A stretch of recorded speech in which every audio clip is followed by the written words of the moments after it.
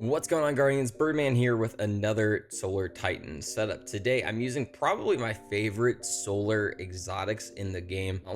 I have been a huge fan of these since they first came out. I feel like it's one of those that people have just absolutely slept on. Bungie themselves have slept on it and have never added an ornament for these. Absolute dome of the shoulders. This guy literally only does shoulder days, and it is really showing. But before I get into the full setup and everything you need to use for this setup, make sure to follow me over on YouTube and Twitter at Birdman778. Like the video, comment down below something you're interested in seeing in the future, whether it's Titan, Warlock, or Hunter.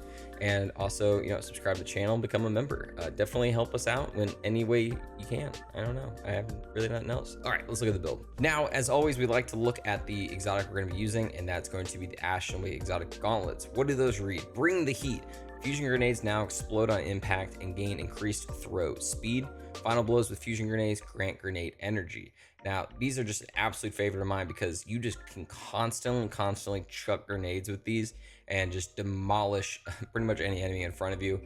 This is also really great for enemies that are like yellow bars or something like that, because if you kill them with a grenade, you will automatically get your grenade back almost essentially, even without the grenade kickstarts that we have on this setup. Pick out the fact that the higher the combatant that you kill, the better off you're going to be. So these are just a huge favorite of mine. I've just always been a fan of them, especially with Buildcraft 2.0 and everything that we've gotten. The throwing hammer is a great thing to use for this setup, but we'll go into that more once we get into our subclass. Now, when it comes to our subclass, we are obviously going to be using the Sunbreaker. When it comes to which super you need to pick, it's completely up to you. Burning Maul, it does have a shorter cooldown, but I am a bigger fan of the Hammer Soul just because it creates all those awesome sunspots. But I really wish we had a third solar super for this, something that's more around kind of like the Burning Maul with the new exotic from Season of the Witch, where it's just kind of like a start and stop. I'm just a bigger fan of just ones where I have to click it. I don't have to do like a roaming super or something like that. But again, I'm kind of getting bogged down by this. Again, it's completely up to you what you want to use super wise. When it comes to our abilities, it doesn't really matter between what barricade you pick and when you use your melee. I definitely recommend the throwing hammer. Now, the reason why we have the throwing hammer is because every time we hit an enemy with it, we get cure, but also we're going to get radiant from one of the fragments that we're going to be using in this setup. And also, it's just really fun to throw a hammer around all the time. The fact that you're able to throw it, pick it up, and immediately have that charge back really does help out a grenade. And speaking of grenade, obviously we're going to be using the fusion grenade. Now, typically this would throw it, it would have like a small like little charge up and then it would explode, but with the Ashen Wake they automatically have that explosion, so they are really nice. And also the fact that it will create scorches and ignitions as well. These are all around just really juicy. Aspect wise, I recommend Roaring Flames because our final blows, their solar abilities or ignitions increases damage of our solar abilities, so obviously that grenade is just going to get juiced as we get kills with it, and it can go to a ×3 stack. And also Soul Invictus, our solar ability final blows, obviously our grenade, our hammer, soul impacts, and feeding scorched targets create sunspots. Your abilities regenerate faster, and your super drains more slowly while staying in a sunspot, and those sunspots apply scorch and deal damage to targets inside. Entering sunspot applies restoration. So we're going to be getting cure from our hammer whenever we create a sunspot. We're going to get that restoration for the extra healing. This entire setup is pretty just juicy all around. I mean, it really feels like a juiced up version of something like using like the Lorelei Splendor helmet instead, where that's kind of just like all based around health and everything like that. This is a much more hands-on, big damage version of it. Fragment wise, I recommend Ember of Tempering. Now this one's a bit of a weird luxury one, I would say, more than anything. Your solar weapon final blows grant you and your allies increased recovery for a short duration. Again, kind of adding a little bit extra, health into this entire mix. But while as active, we have increased airborne effectiveness, and our solar weapons create a fire sprite. Now those fire sprites will give us grenade energy, kind of just like helping fill out this entire setup and giving us a little bit more. Again, this is one where I would say you could probably change it out, but the next three are an absolute must in my opinion. Ember of Torches would be the next one. Powered melee attacks against combatants make you and nearby allies radiant, which will increase the damage of the weapons that we're currently using.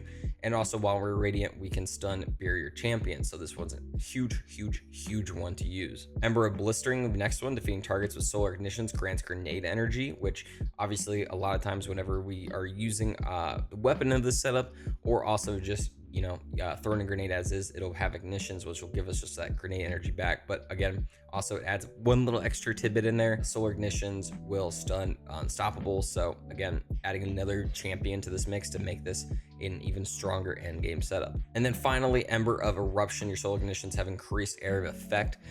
We definitely like this just purely out the fact that it's going to flow real well into our Ember of Blistering. The fact that those ignitions will give us grenade energy. If we have a bigger area of effect, that's just going to help us out getting that grenade back so much faster. Now, I was mentioning a weapon that would be really usable for this setup, and obviously that's going to be the Prometheus lens. If you've been around my channel, you know that I'm super hot on trace rifles just because of just how useful they are all around, especially with how easy it is, especially this season, to get special drops. But it reads on its intrinsic trait: Prismatic Inferno fires a solar trace beam that creates a fuel to heat energy that grows as the weapon is fired. Sustained damage applies scorch to targets. So again, we're going to get that scorch, which will eventually lead to ignitions, which will just help out this overall setup. The other trait, Flame Refraction, whenever we get killed, if you are lucky enough to get the catalyst, feeding targets spreads scorch to those nearby. More powerful combatants and opposing guardians cause scorch in a larger radius, so more and more scorch applied to those around us. When it comes to the mods you're going to be using on this absolute, I mean, like, look at those shoulders. This dude does not skip shoulder days ever. Anyway, what we're going to be using on our helmet is going to be Solar Siphon, so that whenever we get those solar weapon final blows, we're going to create an orb of power. This will help us get armor charges for what we're going to be using on our gloves. And then obviously I'm always a big fan of just using an ashes to assets and hands on. Now this is like a grenade build, so you'd be like, well, Bird, why wouldn't you use 2 ashes to assets? Well, we are chucking our hammer a whole hell of a lot with this, so we're going to get that probably super energy almost faster from our melee than from our grenade. But again, this setup is not based around using your super, so just have fun doing it. I also did double grenade kickstart on this so that we're able to, use those 4 charges of armor charge in a more efficient manner and get our grenade back as fast as humanly possible.